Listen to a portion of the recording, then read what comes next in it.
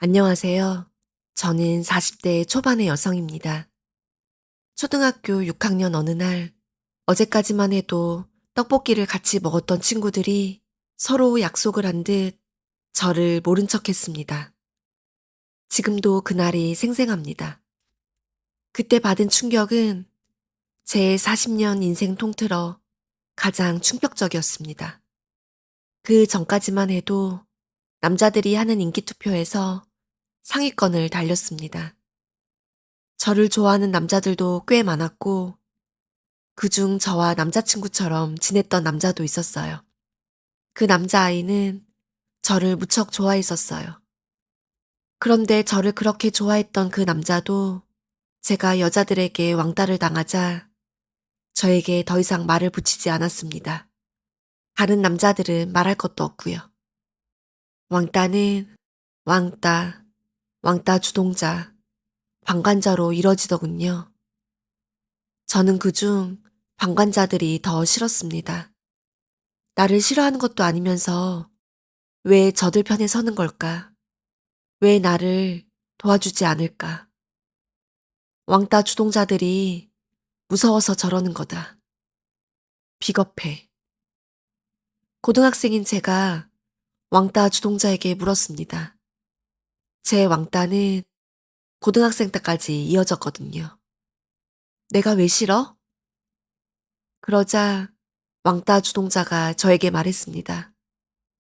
그냥 싫어. 저는 학교에서 한마디도 하지 않는 날이 많았습니다. 6학년 때 왕따를 당한 후 그 나이에 처음으로 죽고 싶다는 생각을 했습니다. 저를 왕따시켰던 아이들이 같은 중학교, 같은 반에 배정되었고 저의 왕따는 계속되었습니다. 차라리 수업 시간이 나았습니다. 수업 시간에는 선생님만 말을 하니까요. 그런데 쉬는 시간과 점심시간은 공포였습니다. 모두 무리를 지어 깔깔거리며 웃는데 저는 홀로 책상에 앉아 있었습니다. 잠을 자는 척하거나 공부를 하는 척하거나 화장실에 길게 다녀오거나 쉬는 시간 10분은 영원이나 마찬가지였습니다. 학교가 끝날 때 저는 홀로 집에 왔습니다. 그 당시 부모님은 사업하느라 바쁘셨고 부부싸움 하느라 외동딸인 저를 돌보지 않으셨습니다. 저는 집으로 돌아와 멍하니 방 천장을 보았습니다. 아무런 생각도 들지 않았습니다. 시간은 무의미하게 지나갔습니다. 감정은 마비가 되어 친구가 없다는 이유로 슬픔, 분노, 서운함 따위는 없었습니다. 어느 날 부모님과 어디를 가는데 우리 반 학생과 마주쳤습니다. 부모님은 제가 왕따 당하기 전 그 학생과 놀았던 것을 기억하셨어요. 물론 저는 부모님에게 제가 왕따 당하고 있다는 사실을 말씀드리지 않았고요. 부모님께 걱정 끼치기 싫어 말씀드리지 않은 게 아니었습니다. 내가 그토록 초라한 사람이라는 걸, 내가 그토록 하찮은 인간이라는 걸 부모님께 알리고 싶지 않았어요. 성인이 된 지금도 부모님은 이 사실을 모르고 계십니다. 여튼 부모님은 그 학생을 알아보시고 저보고 인사라고 하시더군요. 그 학생은 저를 냉담한 눈으로 바라보고 있었고 저는 인사를 할 수 없었습니다. 제 몸은 굳어버렸고 제 입은 열리지 않았어요. 부모님도 그 학생이 저를 바라보는 눈길이 차갑다는 걸 느끼셨습니다. 아빠가 말했습니다. 친구 관계를 어떻게 하는 거야? 네가 먼저 밝게 인사하고 그래야지. 사실 저는 친구가 필요하지 않았습니다. 다만 남들은 친구가 있는데 나만 없다는 게 저를 초라하게 만들었어요. 초라함, 비참함, 그보다 더 큰 감정은 수치심이었습니다. 내 존재가 부끄럽다. 친구가 없는 내가 부끄럽다. 친구가 없는 나는 잘못되었다. 중학교를 졸업할 때 담임 선생님이 말씀하시더군요. 민정아, 네가 다른 애들한테 왕따 당하는 거 알고 있었다. 저는 충격을 받았습니다. 선생님이 내가 왕따 당한 것을 알고 있다니. 선생님은 알고 있으면서 날 구원해주지 않았다니. 내 편이 되어주지 않았다니. 학생인 내가 이렇게 고통스러워하는데 어른인 선생님이 날 구원해주지 않았다니. 고등학교를 진학하는데 중학교 때 저를 왕따시켰던 친구와 같은 고등학교, 같은 반으로 또 배정되었습니다. 운명의 장난인가 싶었습니다. 저의 악몽은 계속되었어요. 다행히 고등학교 때는 다른 친구를 한 명 사귀었으나 다수가 저를 미워하는 상황은 계속되었습니다. 그렇게 저는 거의 6년 정도 왕따로 살았습니다. 사이사이 친구들이 있었던 적도 있었지만 결국 저는 왕따였어요. 나이가 먹고 사회생활을 하면서 저도 싫은 사람을 만납니다. 그 싫은 사람을 다른 사람도 싫어하고 또 다른 사람도 싫어하고 그렇게 수많은 사람들이 그 사람을 싫어하는 경우를 봤습니다. 이유는 그 사람이 이기적이어서, 그 사람이 잘난 척을 많이 해서, 이유는 다양했습니다. 그리고 그 이유가 타당했고요. 그런 생각이 들더군요. 초등학교 때부터 나를 싫어했던 그 친구들은 잘못이 없는 건 아닐까? 나를 싫어하는 학생이 한 명 있고, 또 2명이 나를 싫어하고, 3명이 싫어하고, 10명이 싫어하고, 그렇게 결국 수십 명이 나를 싫어했다. 그들이 나를 싫어하는 이유는 분명 있을 거다. 내가 잘난 척을 했거나, 내가 머리를 안 감고 가서 더러워서 싫었거나, 또는 내가 공부를 잘해 미웠거나. 그렇다면 나를 미워한 그 친구들에게 죄가 없는 건 아닐까? 너가 왕따 당할 만하니까 왕따 당하는 거야. 가해자가 할 법한 말을 피해자인 제가 제 자신을 향해 말합니다.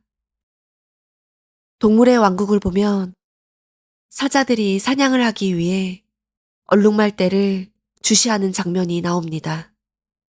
수백 마리의 얼룩말떼 중에서 어찌 보면 다 똑같이 생긴 얼룩말 중에서 사자들은 기가 막히게 가장 연약하고 가장 어리고 가장 병든 얼룩말을 찾아냅니다.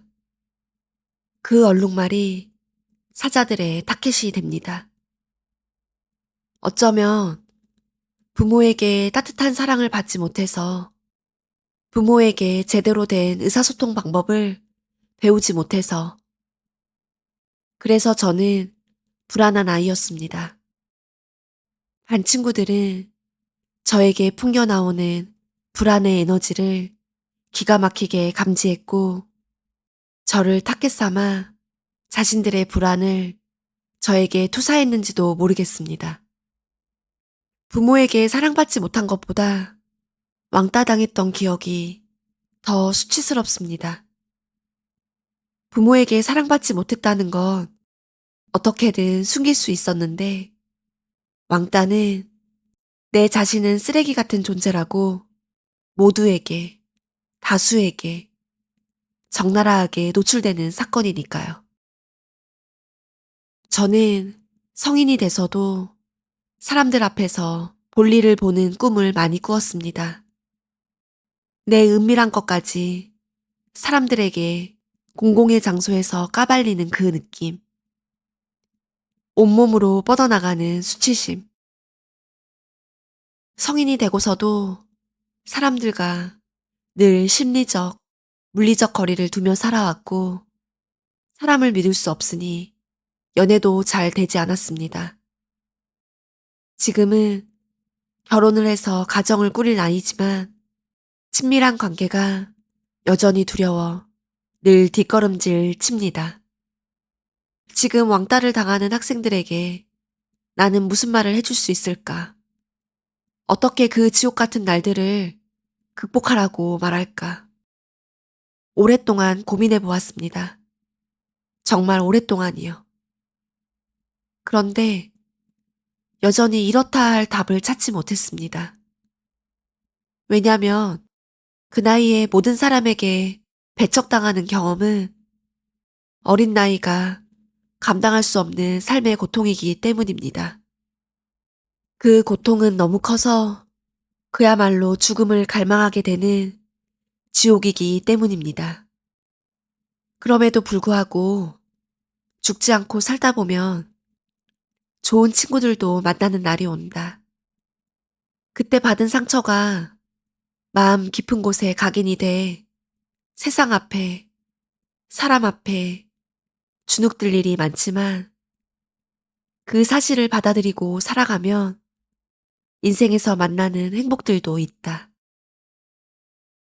그리고 저는 저에게 그런 말을 해주지 못했는데 이런 말을 꼭 해주고 싶습니다. 왕따 당하는 건 네 탓이 아니야. 네가 약해서 사람들의 타겟이 된 것뿐이야. 그렇다고 약한 자신을 또 너무 탓하지 마. 사자가 병든 얼룩말을 쫓아 잡아먹으려고 해도 사자에게 잡히지 않고 끝까지 살아남은 얼룩말이 있듯이 살아남으면 그건 더 이상 약한 게 아니고 강한 거야. 저는 지금도 제 안에 뿌리 깊이 내린 수치심과 싸우고 있습니다. 제 존재가 잘못되었다는 그 느낌. 태어나지 말았어야 했는데, 마흔이 넘은 지금도 왕따를 겪었다는 그 사실은 제 인생을 방해하고 있습니다. 그래도 이제는 제 일이 있어 돈도 벌고 그 돈으로 내가 먹고 싶은 것도 먹고 하고 싶은 것도 하고 싫은 사람은 만나지 않고 저를 싫어하는 사람이 있다면 저도 만나지 않고요. 좋은 사람을 만나 사람 사이의 관계에서 기쁨도 누리고 있습니다. 여전히 사람이라는 존재가 버겁기도 하고 사람과의 관계가 무의미하다고 생각될 때도 있지만요. 지금 왕따 당하는 학생들이 있다면 부디 살아남아 주세요. 너무 고통스러운 거 그 누구보다도 잘 압니다.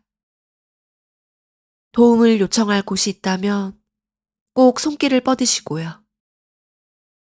시간이 지나면 좋은 날이 올 거예요. 지금까지 제 이야기를 들어주셔서 감사합니다.